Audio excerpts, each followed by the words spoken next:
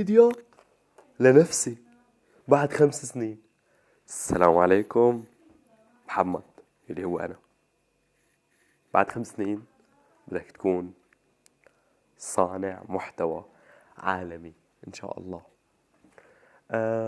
بتصور تكون وصلت لمرحلة مثل أسامة مروة وهيك خيث مروان، وعم تحاول تكون مثل مستر بيست وهيك، عرفت شو؟ يعني مش عم قلده بس انه كشهرة وهيك.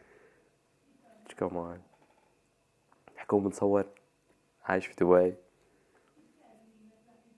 24 ساعة عم بصنع محتوى، لأنه هذا هو هدفي وهذا هو حلمي. بتصور ما بتكون تشتغل مع حدا، لأنه أنت عندك شغل خاص، ما بدك تشتغل مع حدا. هلا أنا قاعد بالمكتب اللي بشتغل فيه. شو كمان بتصور ما رح أكمل بالجامعة، لأنه بشع الجامعة وبكره الجامعة. بتصور كمان إن شاء الله رح تكون هيك كل شي حلو.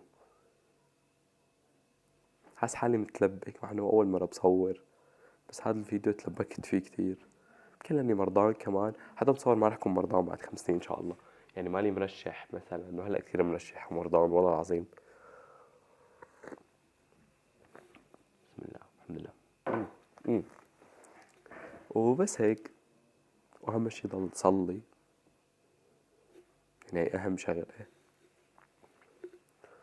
واعمل شغلات المنيحه وبعد عن شغلات مو المنيحه، الحرام وهيك. واكيد رح صير صانع محتوى، مين بيعرف. وبايز بايز محمد، ضل بخير وما تستسلم، وضل ورا ورا ورا حلمك. ماشي.